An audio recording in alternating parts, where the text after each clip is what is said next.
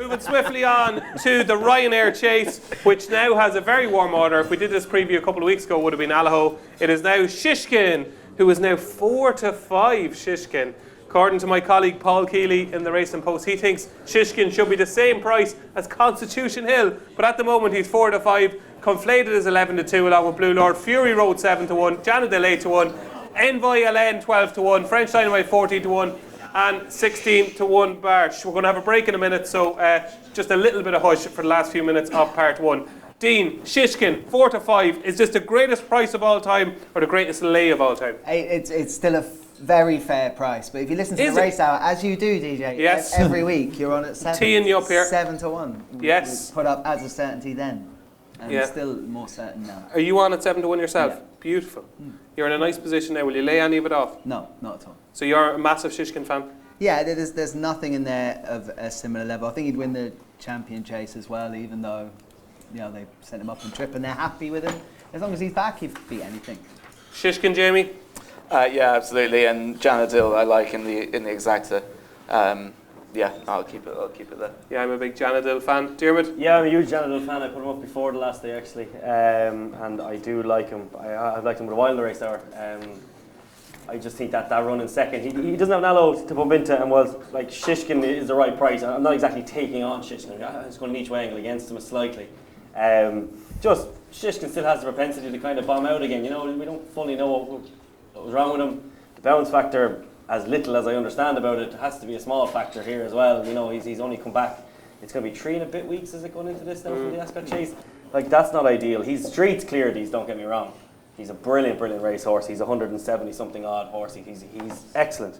But this horse has had the propensity to fall apart before. And I wouldn't be massively keen, as good as he is, that something could go wrong there again, unless it was on a price that Dean's on. Janadil for me, each way. Did you buy shares of the word propensity this morning? I must have bought it. Yeah. You're on 4 at the moment. I thought that there. Yeah. Propensity. There we go. Shares have risen there on the stock exchange. Doors there somewhere.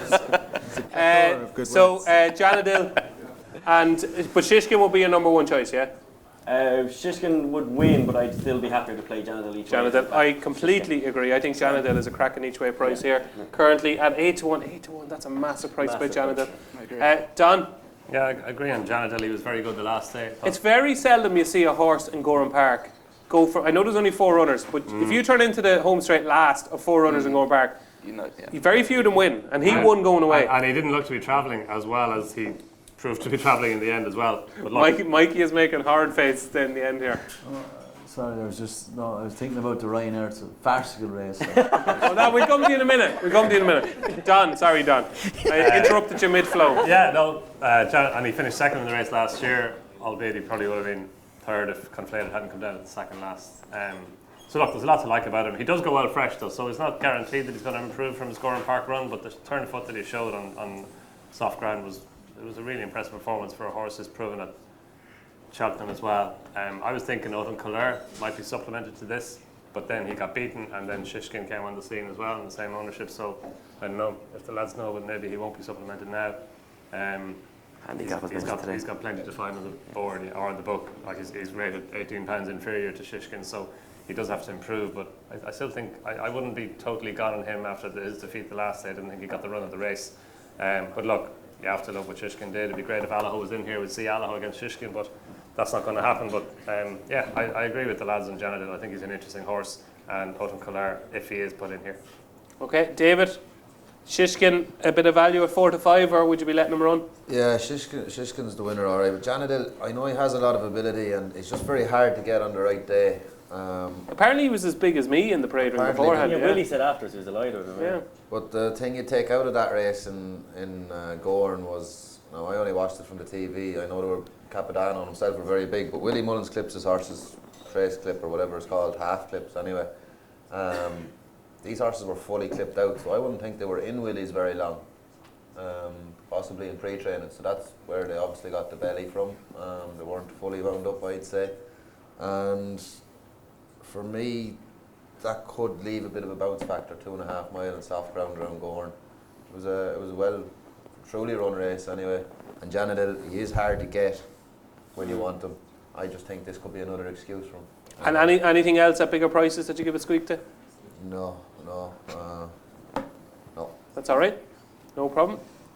Mikey, go on. Give us the rest of your rant. You rant every year, don't you, about the Ryanair and these races? Yeah. No, I don't think so. Go on. What's the problem with the Ryanair? It's for has-beens. They should be in the Queen Mother or the Gold Cup to beef it up, the same as, you know, the Mayor's the hurdle and those races. The Mayor's hurdle is the race of the week. No, but they should be the champion hurdle or the world hurdle. You know, they're diluting the thing.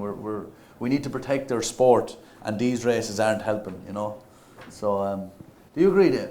I do, yeah, but Michael O'Leary's sitting over there, so I don't want to say too much. He wouldn't care. He'd respect you, Tyson. We'll get him up now in a few minutes. But so I do agree with you. I do think it dilutes the two races, but I think we are where we are. It's never going to change. It's never going to go back. And it's just a waste of energy giving out about it. Do you imagine, Nicky Henderson's a smart guy, and he was okay. Imagine the way he was thinking. He was saying he was okay with the 5 days, like Nicky Henderson was, and then he done a complete U-turn. This man is champion trainer, and racing blue blood, and he was like, yeah, I think it's going to be great. 5 days, Nicky, come on.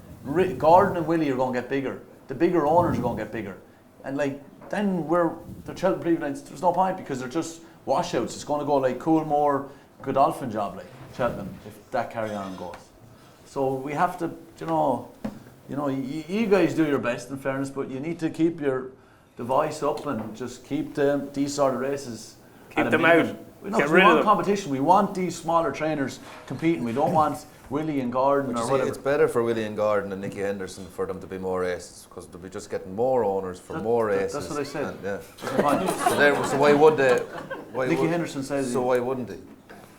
It's more winners and more money for him and more owners, more horses. But that's not good for the overall game.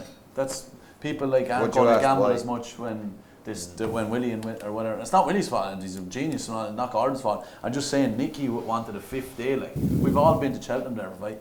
4 days is plenty, and you want to keep your races. We went to the Turners last year. There was 4 runners, on these races. You always go a bit soon on the Tuesday, alright? No, but you just the Supreme. There was about 8 runners. Yeah.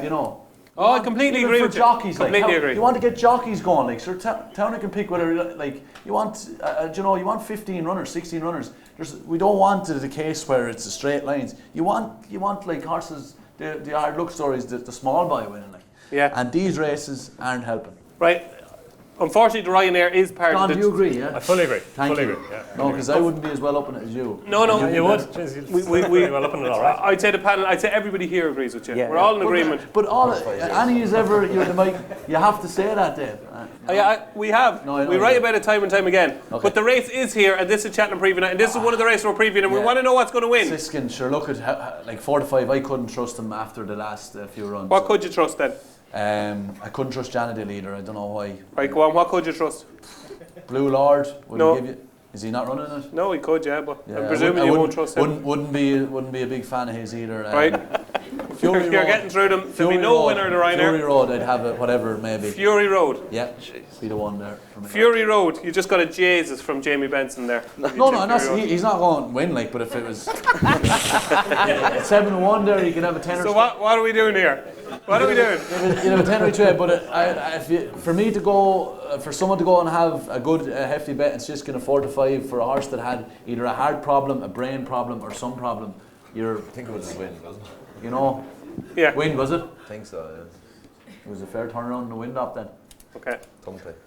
But I'd put it on your tail. You're gonna say something like that. right.